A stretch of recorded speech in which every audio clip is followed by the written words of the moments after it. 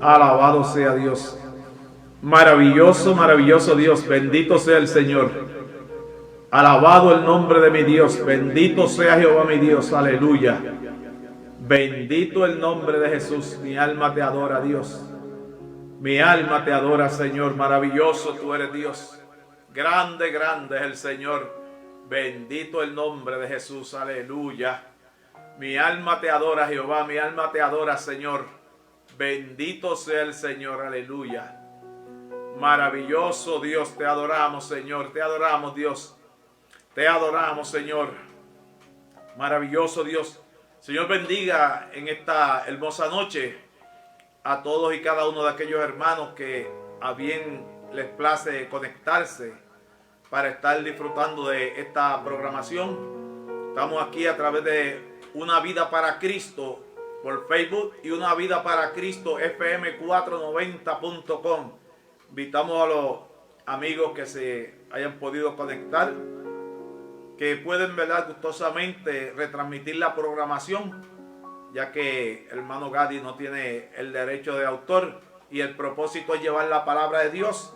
Así es que les invitamos cordialmente para que puedan retransmitir así este programa. El Señor bendiga a cada uno de aquellos que ya se están conectando y los que sé que se van a conectar, que ya tenemos, ¿verdad?, personas que día a día están esperando la programación y se están conectando día a día a esta emisora, bien sea por fm490.com o bien sea por Facebook, Una Vida para Cristo.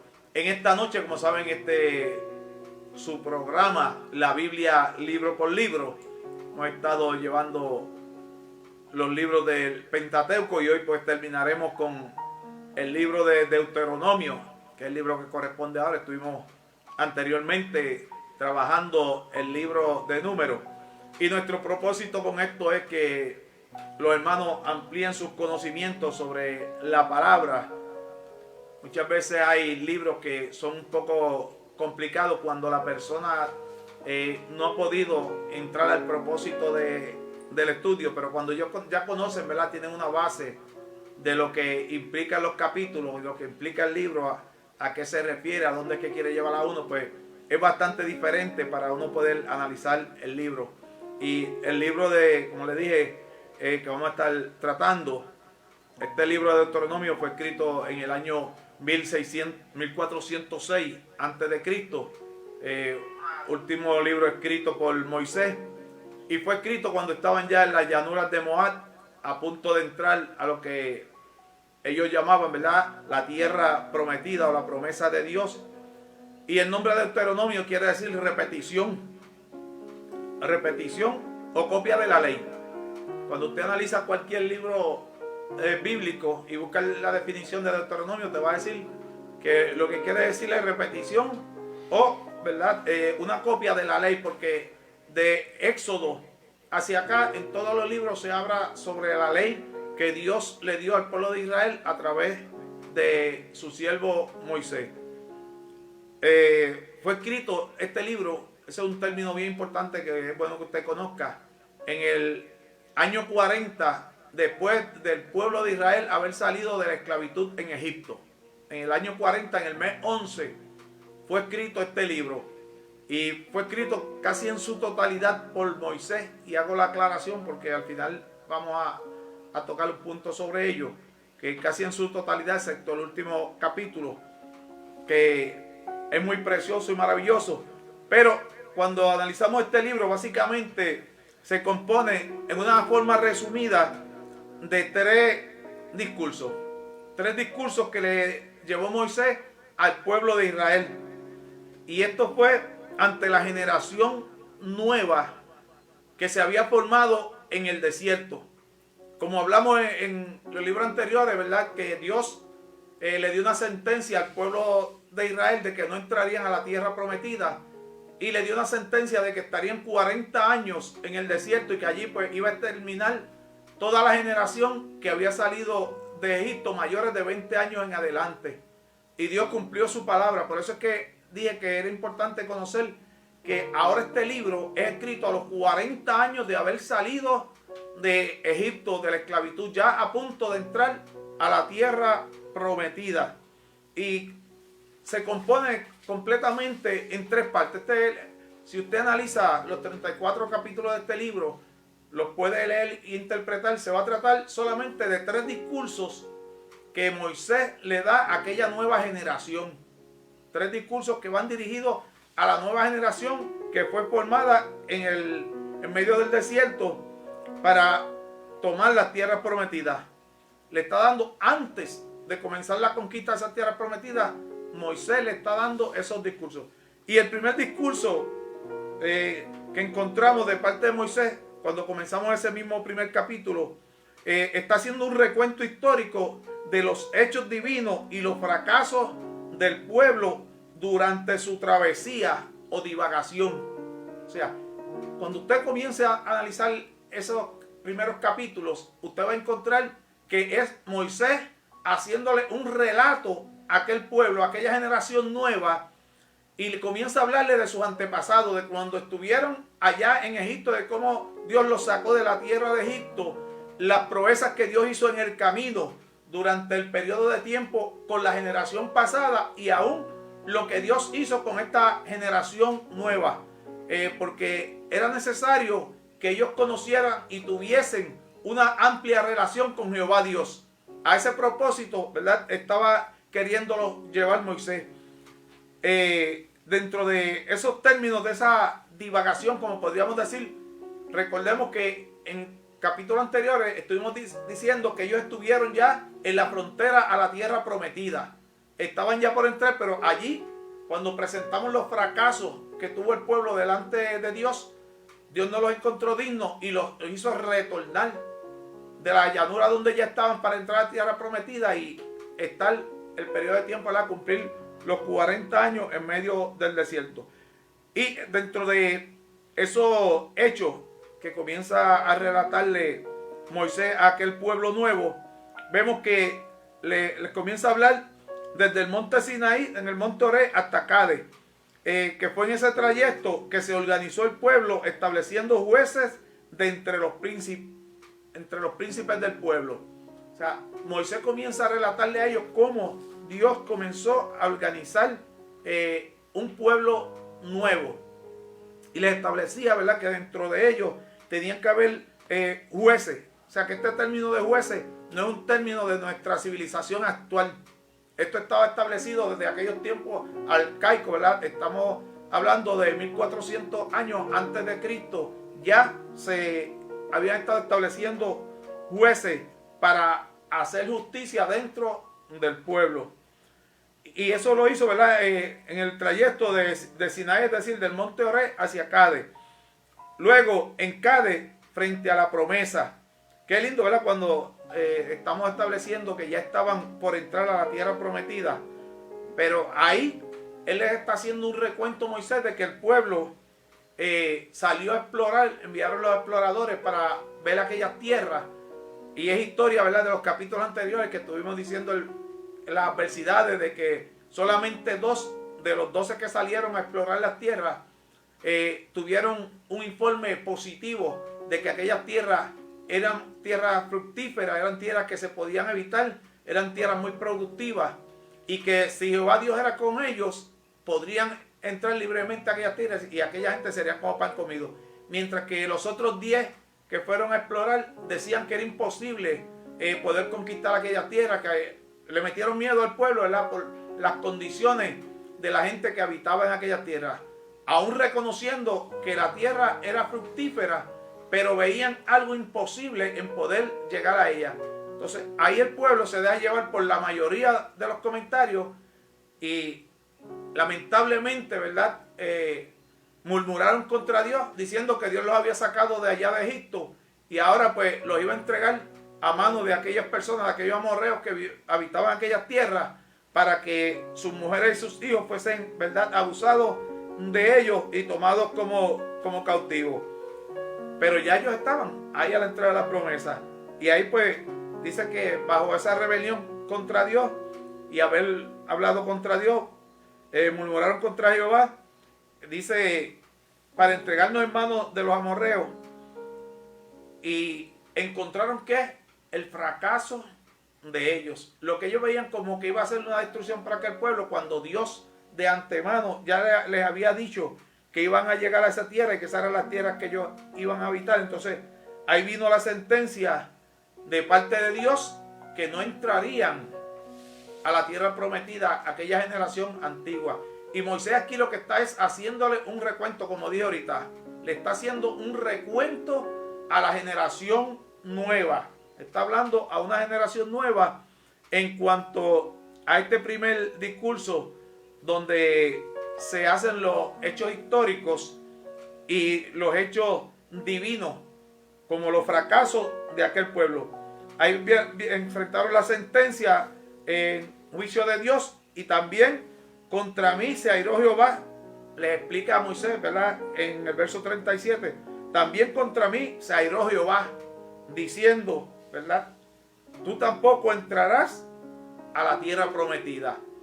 Porque las historias pasadas estuvimos hablando de ese aspecto, que Moisés había sido rechazado por Dios para entrar a la tierra prometida. Perdió el privilegio porque bajo la frustración que tenía con el pueblo, pues hizo las cosas incorrectas. No hizo, ¿verdad?, conforme a las instrucciones que Dios le había dado, y también pues perdió ese privilegio de poder entrar a la tierra prometida. Entonces vemos que desde Cades a Moab, 38 años hasta que se acabó la generación antigua. Tuvieron, ¿verdad? Cuando usted analiza cronológicamente, el Señor le habló de 40 años en el desierto, pero ya ellos llevaban 2 años cuando Dios les dio aquella sentencia.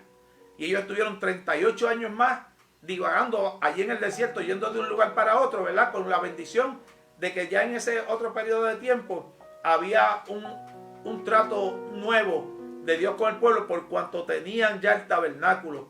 Y algo hermoso, ¿verdad? Que Dios le hablaba al pueblo desde una nube. No solamente a través de Moisés como era anteriormente, sino desde una nube. Dios se manifestaba desde la nube, pero nadie veía a Dios. Un hecho sumamente importante que usted conozca, que nadie veía a Dios. Por eso Moisés hace un reto, ¿verdad? De que posiblemente más adelante lo tenga que tocar, pero que el hombre no puede hacer imagen y semejanza de Dios por cuanto nadie ha visto a Dios. Porque ahí es que Moisés señala, ¿verdad?, que a pesar de que Dios les hablaba desde la nube, pero ninguno había visto el rostro de Dios, por tanto no podían hacer imagen de Dios para adorarle. Cualquier otra cosa que así se hace, que más adelante se estará tocando, pues no era de agrado a Dios. Y dice,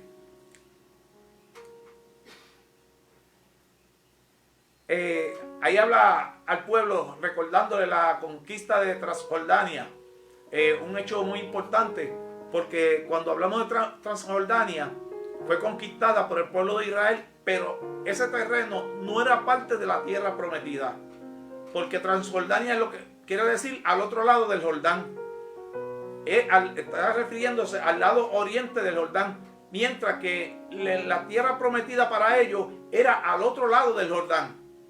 Por tanto, ese terreno que ellos poblaron ahí, donde estaban los madianitas, donde estaban los moabitas, no era parte, ¿verdad?, de lo que Dios había considerado para ellos.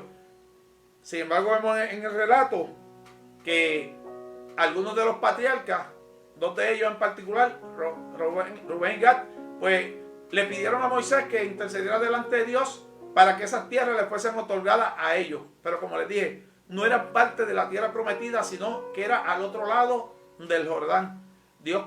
Moisés consultó a Dios y Dios autorizó, ¿verdad?, para que ellos se quedaran, pero con una condición.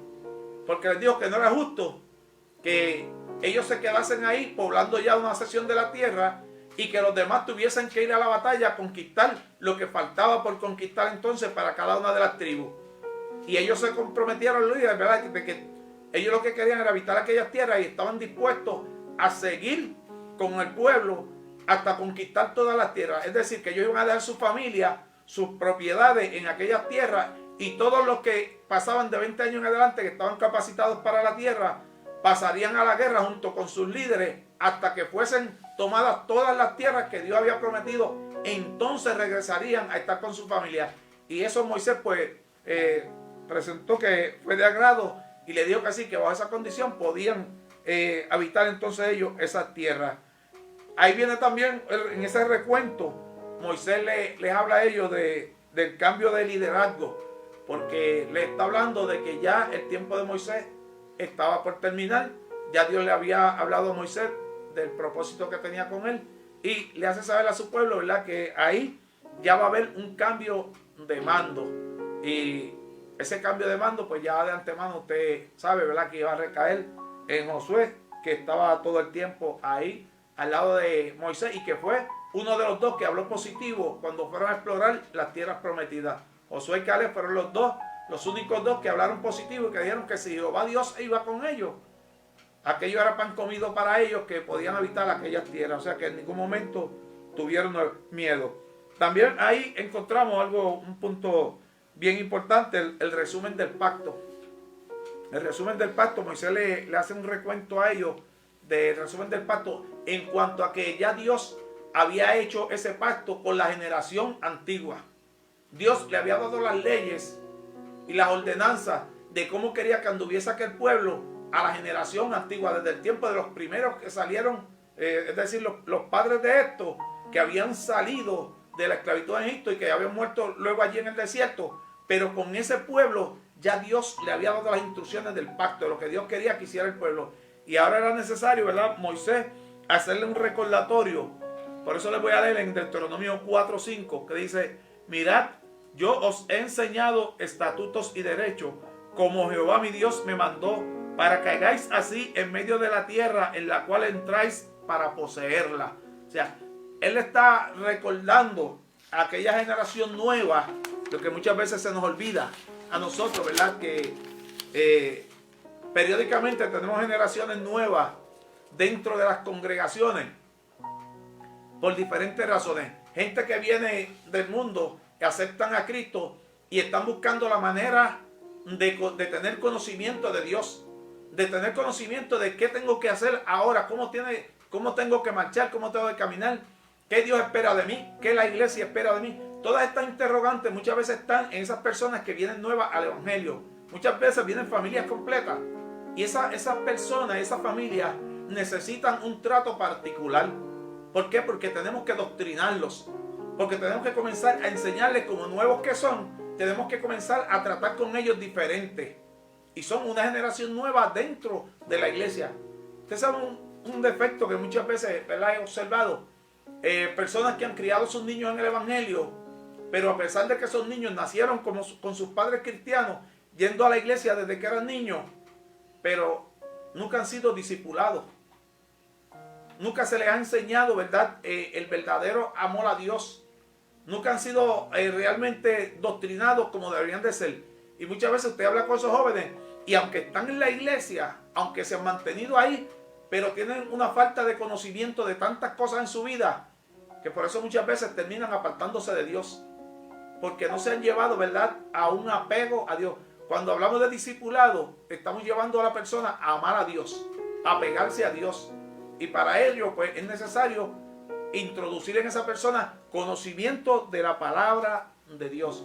O sea, que ahí vemos el primer relato que Moisés le da, o discurso que Moisés tiene con esta generación, es haciendo ese recordatorio de lo que fue la vida pasada de este pueblo, los fracasos y los éxitos de aquel pueblo, la relación que aquel pueblo estuvo con Dios, las experiencias vividas con Dios, los milagros que Dios hizo para encaminarlos a ellos. Todo esto se lo está presentando Moisés en ese primer discurso, en los primeros capítulos del libro de Deuteronomio. Luego, del capítulo 4 hasta el 26, vemos que hay otro tipo de discurso de parte de Moisés, pero todo es Moisés relatándole al pueblo. Ahora es lo que Dios espera de Israel. O sea, que ahora Moisés le estaba diciendo a esta generación nueva: te voy a explicar, te he explicado el trato que Dios ha tenido con nosotros, las experiencias que hemos tenido con Dios, pero ahora te voy a hablar de lo que Dios espera de ti. Porque está hablando a la generación nueva, a esa generación que se formó allí en el desierto. Ya los viejos habían muerto. Los que salieron mayores de 20 años en adelante desde allá de Egipto habían fallecido, ¿verdad?, aunque muchos de ellos fallecieron jóvenes. Pero Dios había cumplido su propósito y ahora Dios usa a Moisés para recordarle a ellos las fallas de aquella gente para que ellos no caigan en el mismo error. No quería que ellos cayeran en el mismo error que habían caído sus antepasados.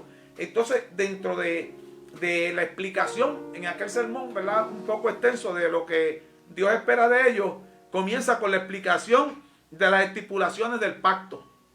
O sea, Moisés comienza hablando con ellos de las estipulaciones del pacto. Y eso, pues, cuando tú vas, si quieres explorar en tu tiempo personal y quieres estudiar más sobre el pacto, te buscas en Éxodo capítulo 19. Ahí te hace una introducción muy bonita de lo que fue el pacto que Dios hizo con aquella generación antigua. El pacto ahora, pues, si dierais oídos a mi voz y guardarais mi pacto, vosotros seréis mi especial tesoro sobre todos los pueblos, porque mía es toda la tierra. Y vosotros seréis mi reino de sacerdotes y gente santa. O sea, ahí Moisés le está haciendo un recordatorio a ellos de que a lo que Dios quería llevar a aquel pueblo era hacer un pueblo santo. Y para ser un pueblo santo, que lo que quiere decir es separado para Dios.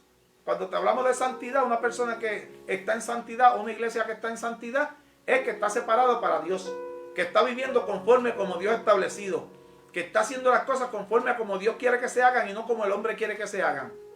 Porque mucha gente quieren estar en las iglesias, quieren vivir el evangelio, hablan de llegar al cielo, pero quieren que la palabra de Dios se acople a ellos. O quieren llevar una conducta conforme a su propia voluntad y que Dios la acepte como buena. No todo lo que el hombre hace aquí en la tierra es bueno.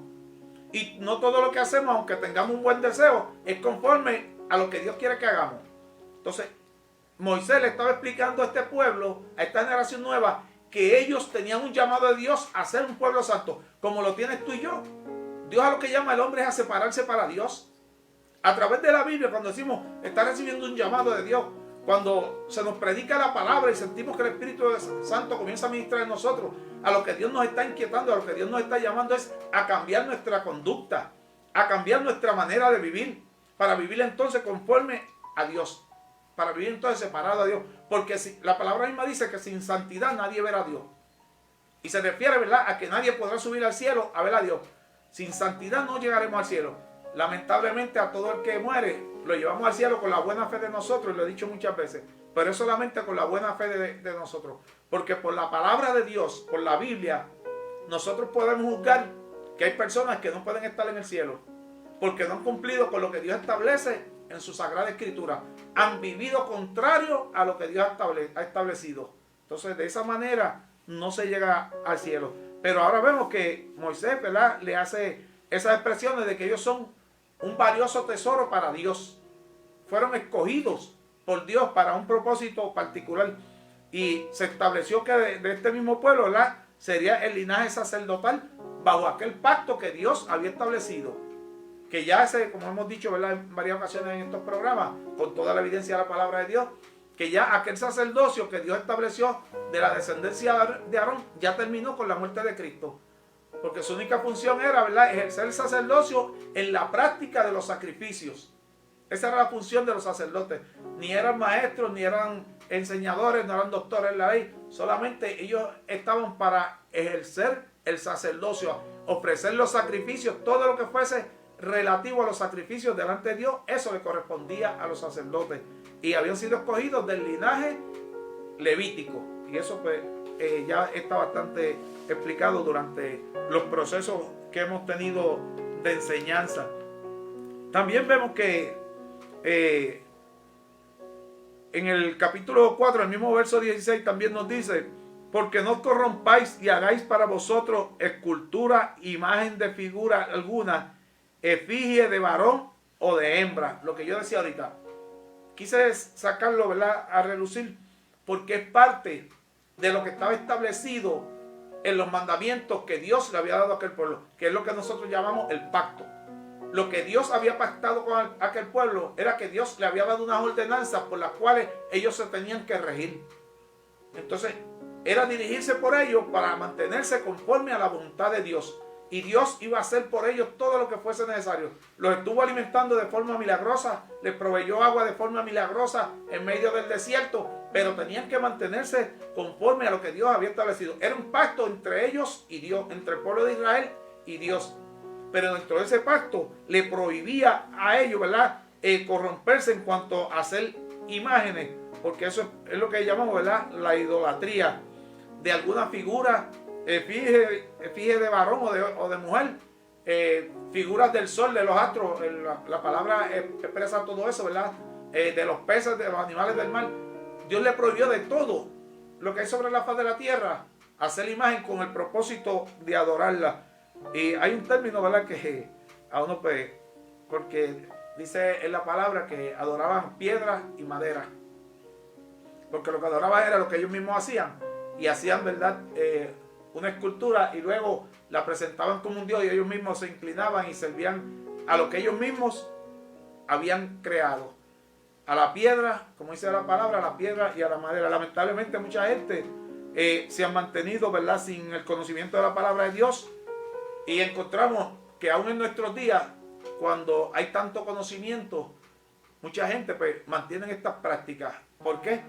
Porque tal vez han sido transmitidas de familia en familia, pero no han escudriñado la Biblia, no han ido a leer la Biblia, a ver lo que la Biblia dice sobre eso. La Biblia es la palabra de Dios, como siempre hemos dicho, escrita por hombres, pero hombres inspirados por Dios, con el propósito de encaminar al hombre a la salvación. Por tanto, si hay algo que es importante para mi salvación, entonces yo tengo que buscarlo y evidenciarlo por la palabra de Dios, por la Biblia. Entonces, cuando usted lee la Biblia, tal vez se sorprende cuando llega a los 10 mandamientos. Entonces, tal vez usted se sorprende de lo que dice allí. Cuando usted lee Éxodo 20, allí está claramente los 10 mandamientos que Dios le dio al hombre. No solamente para el pueblo de Israel, porque dice que entonces la ley que estamos hablando, que viene siendo la ley moral, no fue abolida por la muerte de Cristo, sino la ley de los sacrificios, la ley ritual. Los 10 mandamientos, dice la palabra de Dios, que son perpetuos. Aún en el último capítulo de la Biblia, habla de los 10 mandamientos, del capítulo 22 de Apocalipsis.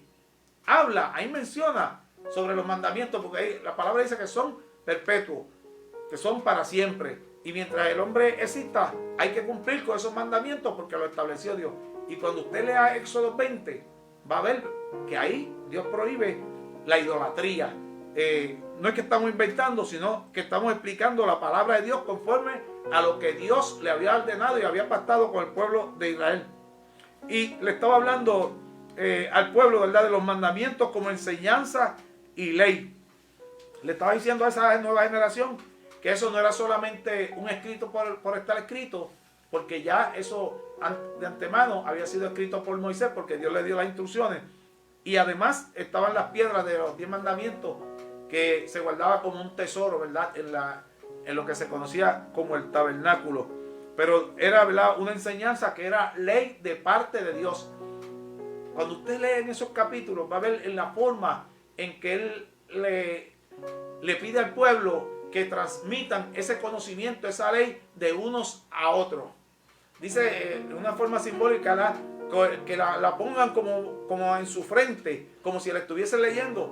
Por eso hay una secta de judíos, ¿verdad?, que llevan esa práctica, judíos ortodoxos, y se ponen algo que usted ve negro aquí al frente, como una tablillita amarrada, porque es un símbolo de que ahí están escritas la ley de los mandamientos. Es un aspecto simbólico para ellos, pero de esa manera, con ese simbolismo, lo mandó Moisés, para que la gente, ¿verdad?, no se olvidara de enseñarle a sus hijos lo que era ley. Lo que era ley, que ahí no había otra forma de verlo, sino como ley de parte de Dios. También dentro de este aspecto, vemos que el mandamiento de conquistar a Canaán, en ese discurso, Moisés, como líder todavía, le está diciendo a ellos que les queda un mandamiento muy grande por cumplir, y es que tenían que conquistar la tierra de Canaán. La generación antigua tuvo miedo de entrar a aquella tierra. Tuvieron miedo, aunque después, cuando Dios le dio la sentencia, entonces se levantaron y querían entrar. Pero Moisés les dijo: no entren ahora, porque ya Dios no está con ustedes y los van a destruir. Pero ellos, después de que Dios les dio la sentencia de que entonces no iban a entrar a la tierra prometida, entonces dijeron: pues está bien, que Dios nos perdone, vamos a entrar, sí, vamos a ir a conquistar la tierra. Y Moisés les dijo: no lo hagan, porque ya Jehová Dios no está con ustedes. Muchas veces Dios se aparta de nosotros y encontramos el fracaso.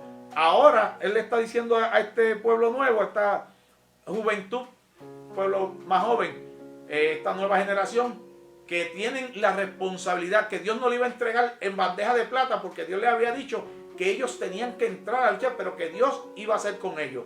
Y les estaba levantando la moral, les estaba levantando el ánimo, porque todavía tenían de frente ese mandato de parte de Dios.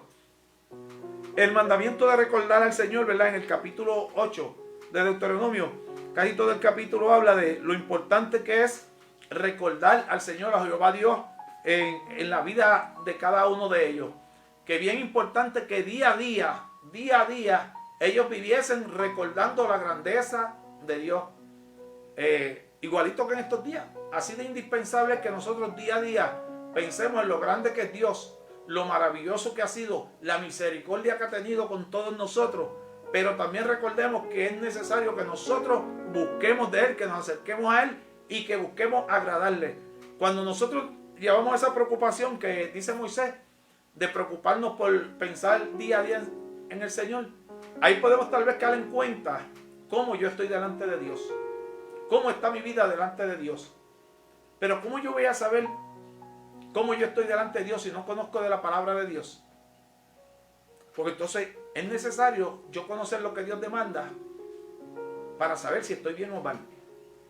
Pero cuán importante es que usted y yo nos preocupemos por cómo está mi relación delante de Dios. Hay una cosa que yo le he enseñado a la iglesia, y es que lo que se llama salvación, que expliqué ahorita que es otra cosa que separación para Dios, es algo que se siente.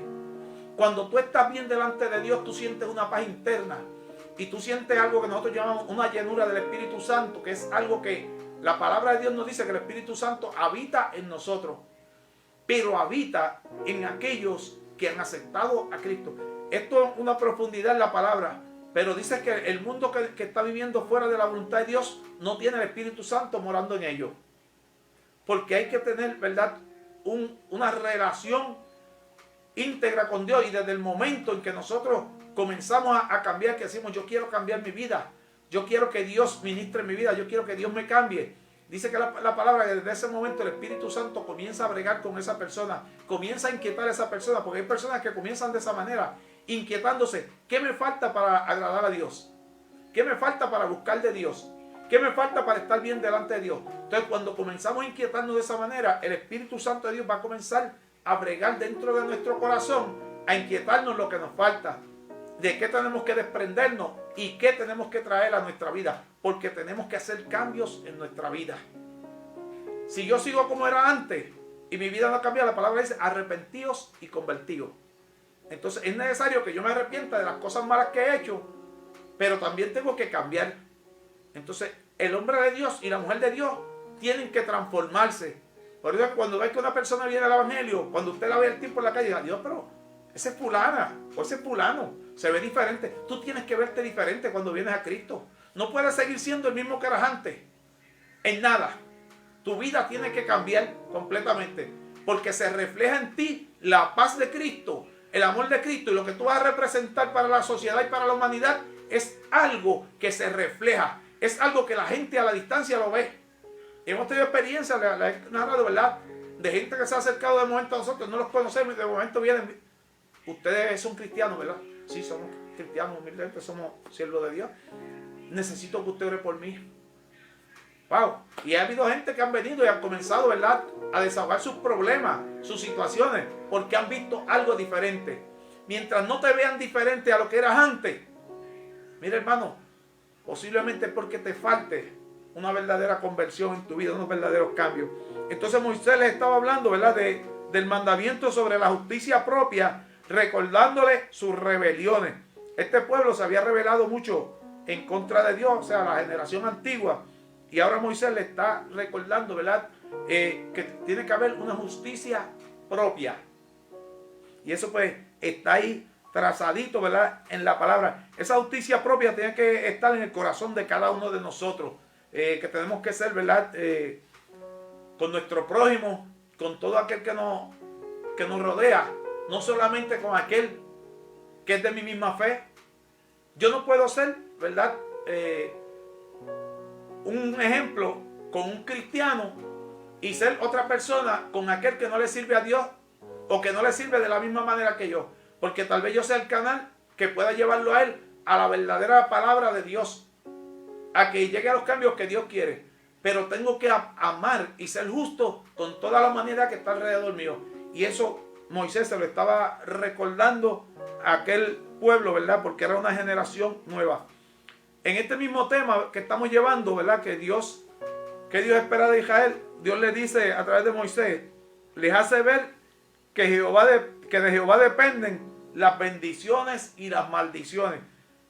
Unos capítulos muy importantes, sobre todo, ¿verdad? Cuando usted escudriña el capítulo 11 de ese libro de Deuteronomio, ahí habla, hermanos, casi todo ese capítulo sobre lo que es las bendiciones y las maldiciones de parte de Dios. O sea, Jehová Dios bendice. Jehová Dios nos bendice. Pero también Jehová Dios nos maldice. Y tal vez a usted se le haga difícil escucharlo, pero Dios maldice. Al hombre que se rebela contra Dios, Dios lo maldice. Entonces Dios nos desampara. Y ahí en esa palabra, en ese relato, hay dos capítulos ahí que están en la lista lo que son las bendiciones de Dios, y está en una lista aparte lo que son las bendiciones de Dios, la forma en que Dios te corta las bendiciones, en la forma en que Dios no permite que las cosas tuyas prosperen, porque es la mano de Dios contra ti. Hay veces que tenemos que interpretar eso, porque Dios es amor y Dios es misericordioso, pero también dice, nos habla la palabra de la ira de Dios, nos habla de que Dios es un Dios consumador también, nos habla de que Dios, a pesar de que es amor, es fuego consumidor. Entonces tenemos que tener ese cuidado de que todo el tiempo pensamos en que Dios bendice y Dios bendice, pero también ahí en esos capítulos, cuando usted entre en ellos, notará la lista tan amplia que hay de las maldiciones de parte de Dios para el hombre. Y de esa manera, en este discurso tan hermoso, Moisés le está haciendo un recordatorio a este pueblo. Ahora también vemos que, además de todo eso, le hace una explicación de otras leyes que iban relacionadas al pueblo, como lo eran las leyes ceremoniales. Y lo primero dentro de las leyes ceremoniales sería que en cada lugar conquistado destruyesen toda idolatría, todo lugar de adoración. La primera señal que Dios les está dando a través de Moisés para cuando entraran a las tierras prometidas, porque ya ellos sabían que aquellas tierras estaban habitadas por gente que eran idólatras, que tenían sus dioses a los cuales adoraban, pero eran dioses falsos. No era el Dios real y verdadero Jehová Dios. Entonces tenían diferentes figuras a las cuales ellos le rendían pleitesía, le rendían adoración, pero eran figuras hechas por ellos mismos. Se habían constituido en pueblos idólatras. Ahora, la primera enseñanza que ellos están recibiendo, ¿verdad?, en cuanto a otras leyes, es que tenían que destruir. Una vez ellos conquistaran una tierra, uno de esos pueblos, tenían que destruir toda imagen que hubiese en ella, pero destruirla no era cuestión de tumbarla, era que la tenían que convertir en ceniza. Y todo el lugar que fuese lugar de adoración, lo que llamamos altares, tenían que destruirlo y llevarlos a ceniza. Eso era lo que Moisés le estaba encargando ahora de parte de Dios. Le estaba recordando esa ley que estaba ya establecida por Dios, y que solo en la tribu que Dios escogiese para hacer habitar su nombre, es decir, solamente se iba a rendir adoración a Dios donde Dios lo estableciese. Al ser conocedores de la historia, sabemos que Dios había establecido ya, como dije ahorita, el tabernáculo y lo que también conocemos como el arca del pacto. Dios iba a escoger dónde iba a estar ubicado el tabernáculo, y todo el pueblo de Israel iba a tener que ir a hacer los sacrificios a donde estuviese establecido el tabernáculo. No era en el lugar que ellos quisiesen. No era que ellos iban a buscar un sacerdote y en el lugar que ellos quisiesen ellos iban a ofrecer, ¿verdad?, holocausto, iban a ofrecer sacrificio. Pero vamos a ver lo que nos dice aquí el capítulo 12, versículo 11, porque siempre estamos buscando evidenciar por la palabra, y si tuviésemos más tiempo, pues lo hacíamos más continuo.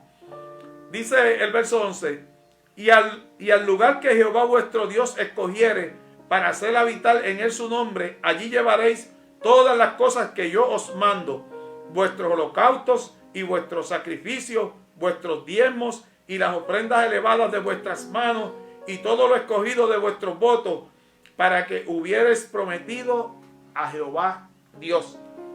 O sea, no estamos inventando. Todo el aspecto del sacrificio, todo lo que fuese en el acto religioso, Dios había establecido que era donde estuviese el tabernáculo.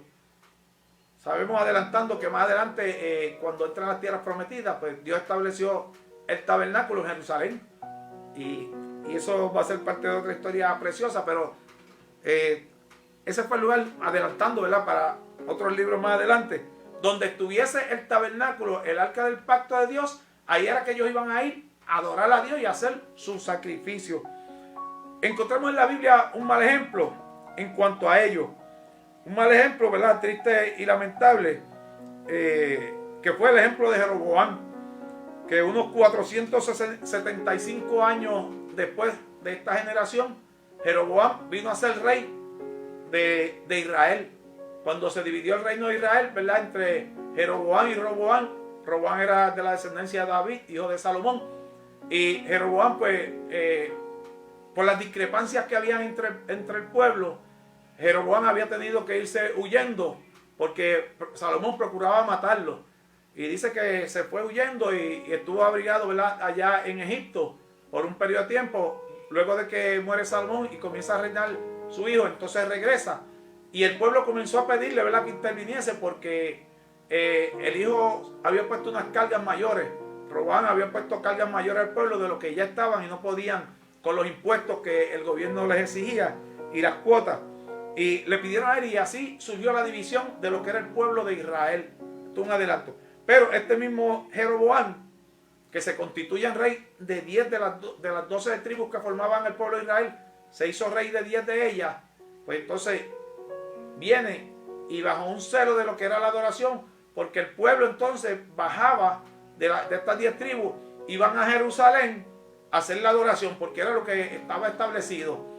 Y los días especiales de las fiestas especiales religiosas que ellos estaban establecidas de parte de Dios en el pacto, ellos tenían que viajar entonces a Jerusalén a ofrecer, ¿verdad?, su sacrificio y a celebrar sus Pascuas y a llevar sus ofrendas y todo lo que fuese relacionado al culto religioso. Y Jeroboam, bajo celo de esta situación, determinó establecer acá en su reinado 2 puntos, ¿verdad?, que usó a Betel y Dan, 2 de las ciudades, una en el sur y una en el norte.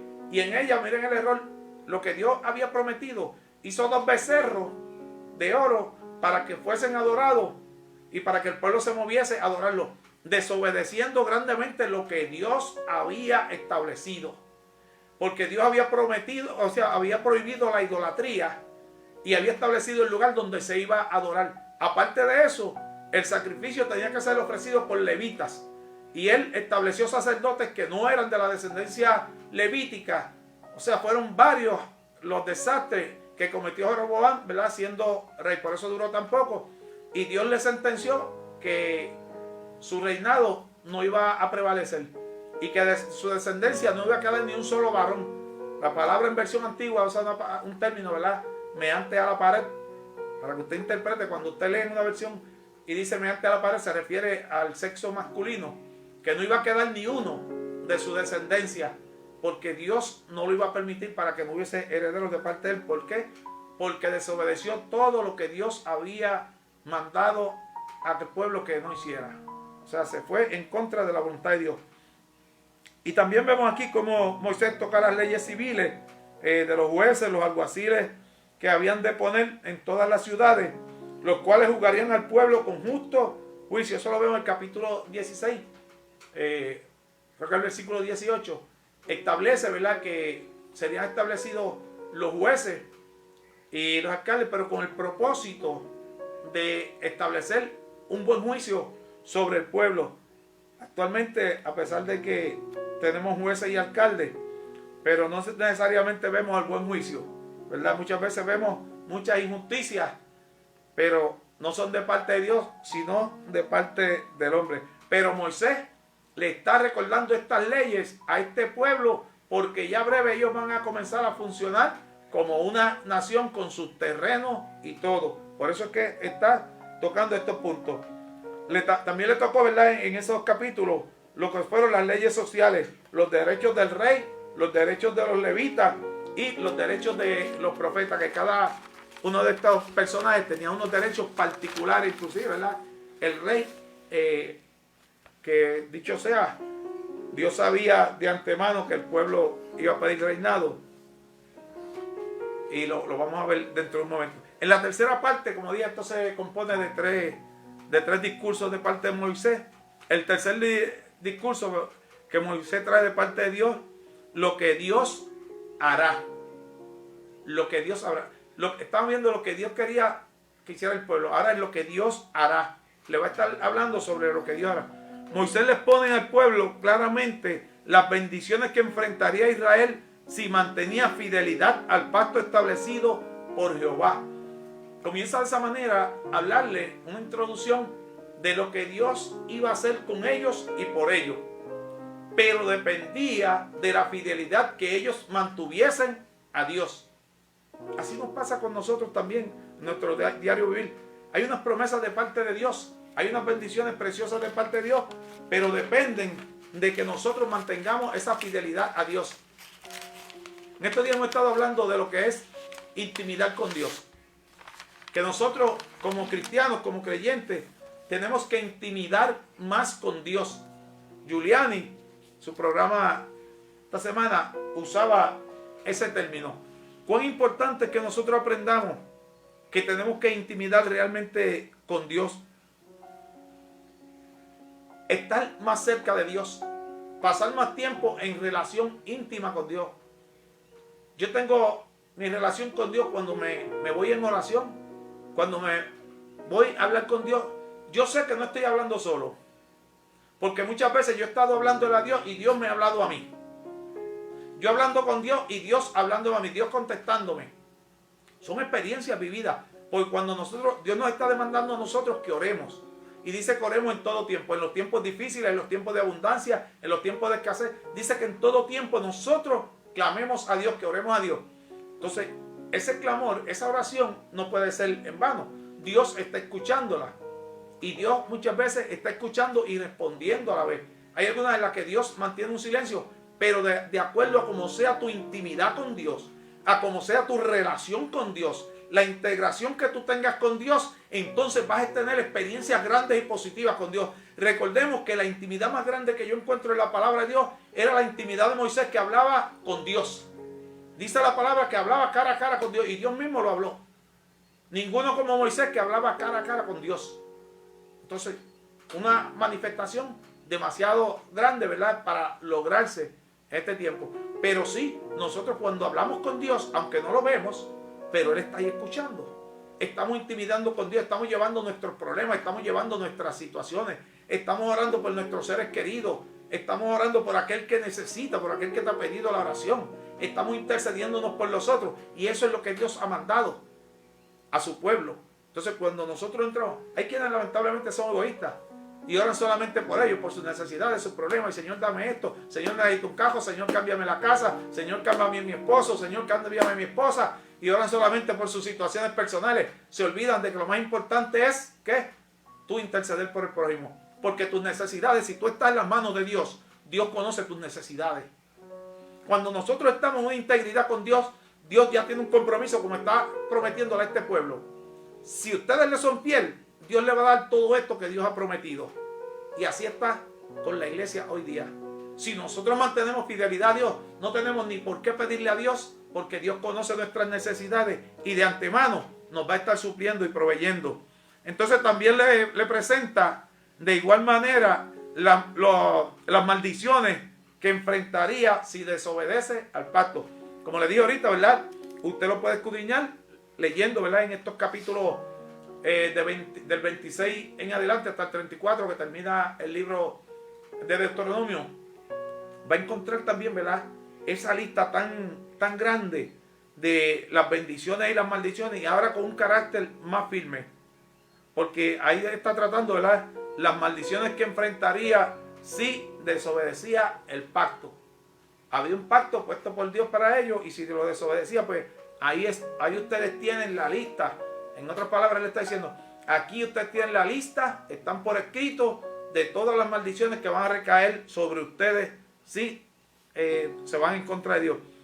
Muy importante, en Deuteronomio 28:36, un texto que más adelante usted lo puede escudriñar usted mismo, leerlo y profundizar en él. Jehová llevará a ti y a tu rey que hubieres puesto sobre ti a gente que no conociste, tú ni tus padres, y allá servirás a dioses ajenos al palo y a la piedra. Algo de lo que ya hablaba ahorita. Pero los quiero llevar a este texto porque ya aquí, en cuanto a lo que Dios hará, Dios sabía. Moisés no está escribiendo por él mismo, como yo dije ahorita. La Biblia fue escrita por hombres, pero hombres inspirados por Dios. Y aquí Dios estaba inspirando a Moisés a lo que iba a pasar 700 años más tarde. O sea, que ya Dios le estaba hablando a Moisés de lo que iba a pasar más adelante. El pueblo de Israel, que estaba dirigido por Dios, pidió que Dios le diese un rey. Que ellos querían ser como las demás naciones. Las demás naciones tenían un rey y ellos también querían tener un rey. Entonces Dios, ¿verdad? Sintiéndose los líderes bajo el menosprecio de que estaban menospreciando a Dios, pero Dios accedió a poner un rey sobre ellos, como ellos lo estaban pidiendo, teniendo a Dios que le estaba dando la dirección a través de los sacerdotes y a través de los jueces que dirigían el pueblo, porque para aquel tiempo el pueblo estaba gobernado por los jueces. Y hay libros que lo vamos a estudiar más adelante que se llaman así, los jueces. Entonces, ellos eran los que dirigían al pueblo y Dios les daba la sabiduría, el entendimiento para lo que había que hacer. Y estaban los profetas. De esa manera Dios había estado dirigiendo. Sin embargo, ya de antemano, Dios estaba anunciando que aquel pueblo iba a pedir, y usted lo puede ver en Deuteronomio 28:36, que aquel pueblo iba a pedir tener rey. Dios lo sabía, Dios conoce los tiempos, Dios sabe lo que va a pasar de aquí a 20 años, usted y yo no, pero Dios lo sabe. Pero Dios espera que nosotros en todo ese tiempo estemos agradándole a Él y haciendo la voluntad de Él. Y también, como dice, ¿verdad? Se cumplió lo que dice ese texto, porque ellos pidieron rey, tener un rey igual que los demás pueblos, pero eso causó que sobre ellos cayese una maldición, ¿verdad? Y que fueron llevados a la generación más adelante. El pueblo de Israel fue llevado como esclavo. Esto se cumplió, ¿verdad? Primeramente cuando los asirios invadieron las tierras de Samaria, y en esa invasión contra Samaria del reino del norte, los asirios invadieron toda aquella tierra y destruyeron todo lo que había allí. ¿Sabe qué? Eso fue para 722 a.C., esa invasión de los asirios, y ahí se eliminó el reino del norte. Hasta ahí llegó el reino del norte, de las 10 tribus. ¿Por qué? Porque la invasión fue tan grande que dice que el rey Tiglat llevó otros 5 pueblos a habitar en las tierras de Samaria, que era donde se formaba, ¿verdad?, el vínculo del reino del norte, y llevó otros 5 pueblos a habitar en aquellas tierras. Entonces llevó de la gente de Israel, de la gente que componía el reino del norte, los llevó a habitar en otros pueblos con otra gente y estando como cautivos. Por eso de ahí en adelante ya no se consideraron como judíos puros, ¿verdad?, sino era un pueblo mestizo. Y ahí se terminó la relación, ¿verdad?, de aquel pueblo llamado el pueblo de Israel, y de ahí en adelante cuando usted oye hablar sobre el reino de la tribu de Judá. Triste y lamentable la situación, porque para aquel tiempo había un rey llamado Peca, que era el que estaba dirigiendo el reino del norte, y fue destruido lamentablemente por Tiglat en una batalla que es parte de la historia. Hasta en los libros de historia usted lo puede encontrar. Más adelante también vimos el sitio cuando fue sitiada la ciudad de Jerusalén por Nabucodonosor, aquel tiempo, ¿verdad?, el reino babilónico. Invadieron también al pueblo del reino del sur. Conocemos la historia de lo que pasó con Nabucodonosor. Los llevó cautivos, los llevó prisioneros, ¿verdad? Y fue triste y lamentable la historia, porque el templo fue destruido. La grandeza que había allí en Jerusalén fue destruida por el rey Nabucodonosor, que esto fue, ¿verdad?, podríamos decir, que para el año 596, 597 antes de Cristo, para ese tiempo fue, ¿verdad?, la invasión del reino de Babilonia sobre el reino del sur o la ciudad de Jerusalén. Allí era, ¿verdad?, que donde comenzó a habitar David, y allí pues se estableció el linaje de Jesús por la parte de David, que era una promesa, cosa que estudiaremos más adelante.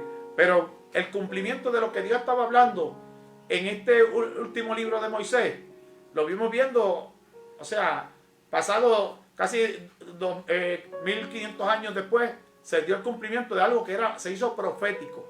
Esto se convirtió en algo profético. Por eso decimos que la Biblia fue escrita por hombres, pero hombres inspirados por Dios.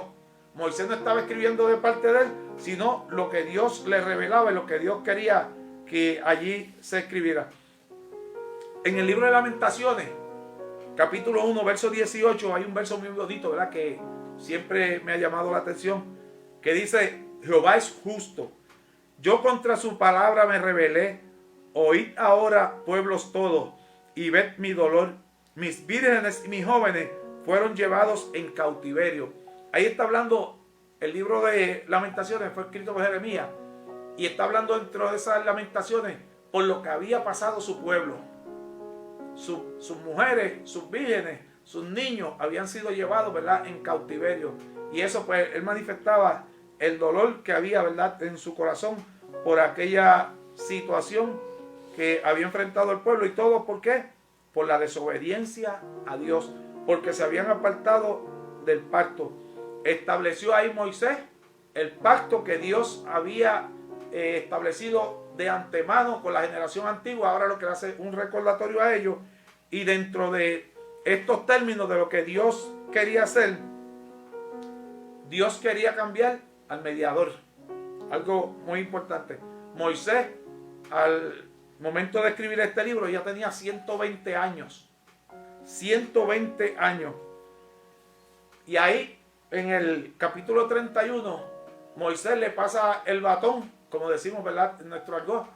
Le pasa el micrófono a Josué para que continúe como líder de aquel pueblo a los 120 años.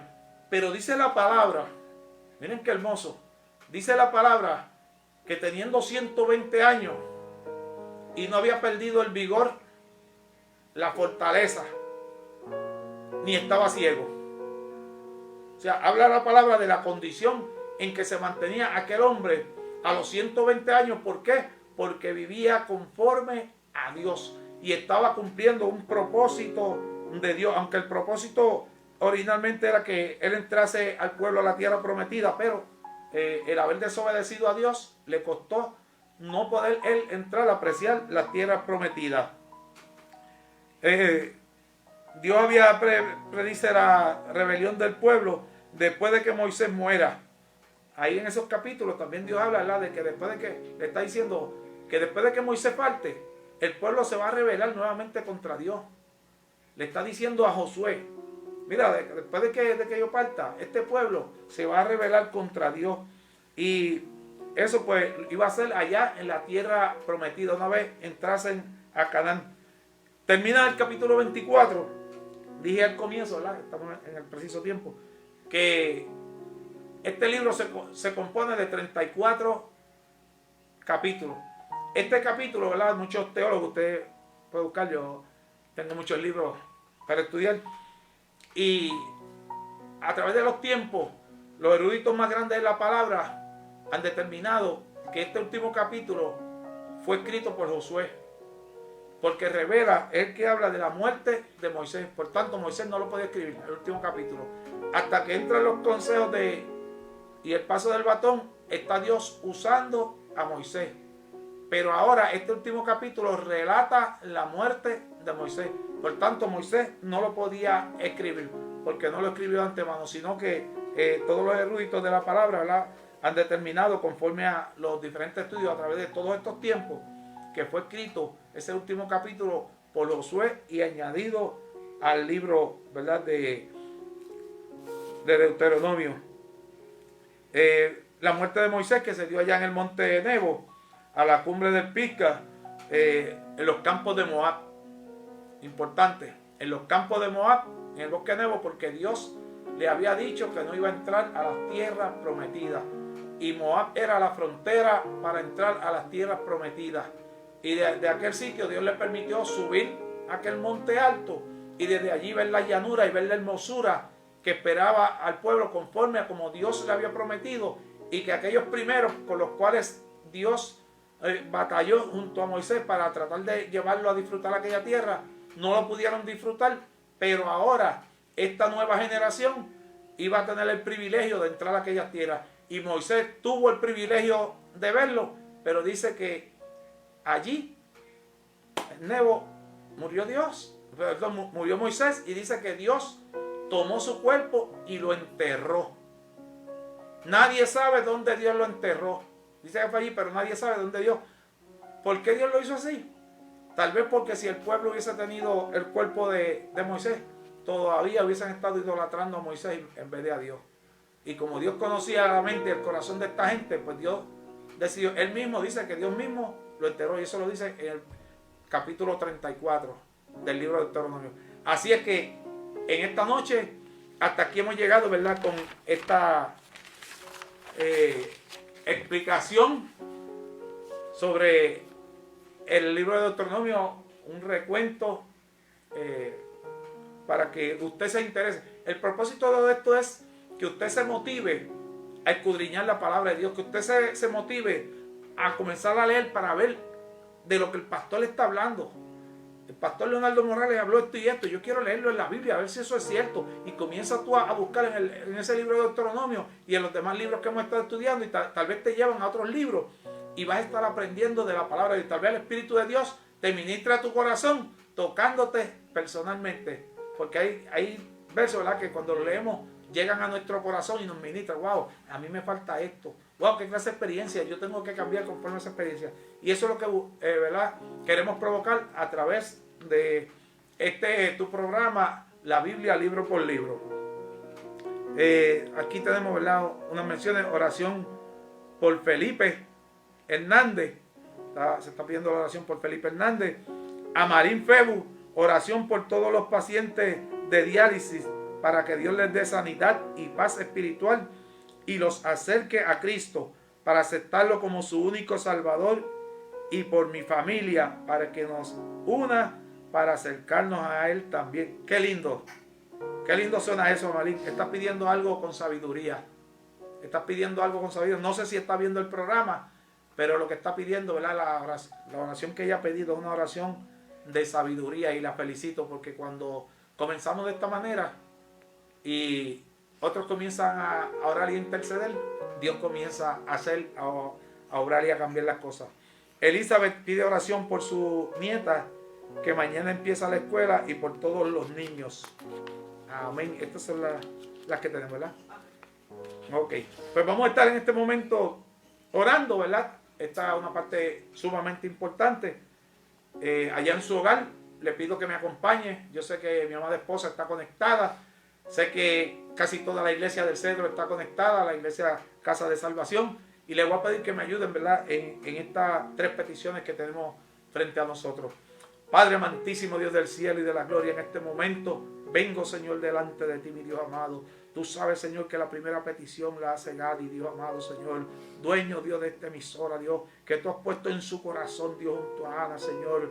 Oh, mi Dios, este propósito, yo sé, mi Dios, que lo que falta es más lindo que lo que hay ahora, porque tú vas a seguir glorificándote, mi Dios, a través de esta emisora. Te pido, Señor, por este varón, por Felipe, Dios. Tú conoces cuál es su situación.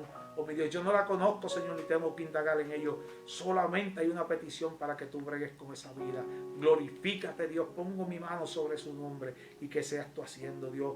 Mira, Señor, hermana Maligno, Dios. Tú sabes que ha hecho una petición con sabiduría y sin egoísmo, Dios amado, Señor. Porque ha pedido, Dios amado, Señor, por aquellas personas que son pacientes de diálisis, que tú sabes, Dios, que yo conozco a algunos de ellos, Dios amado, que le he ofrecido la oración y que algunos de ellos, Señor, hasta han rehusado, Señor, la oración.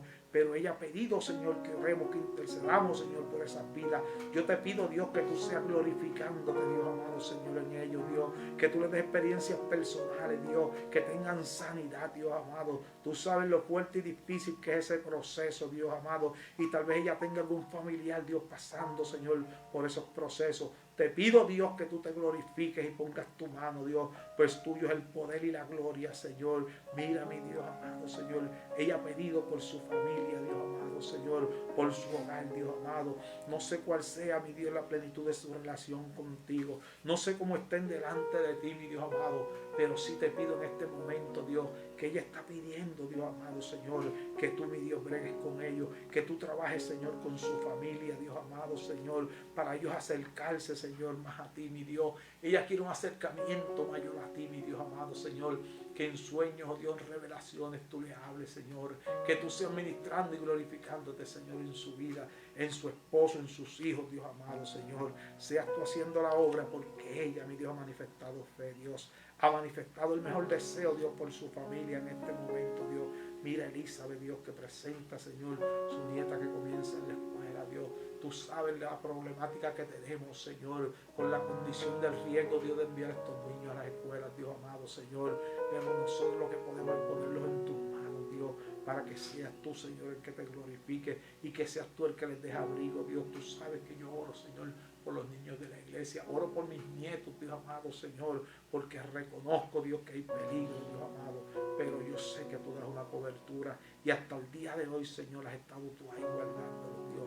Te pido, Señor, que seas tú escuchando estas peticiones y seas tú glorificándote en el nombre de Jesús, que es nombre sobre todo nombre, por el cual todas las cosas y aún la salvación es dada. Amén, Señor. Pues en esta noche quiero dar gracias a todos aquellos que se han conectado libre y voluntariamente, como siempre digo, ¿verdad? Porque nadie está obligado a conectarse, pero todos están invitados porque es palabra de Dios, es dar la oportunidad que Dios ministre a nuestras vidas. Así que muchas gracias y que Dios les continúe bendiciendo ahora y siempre. Dios les bendiga.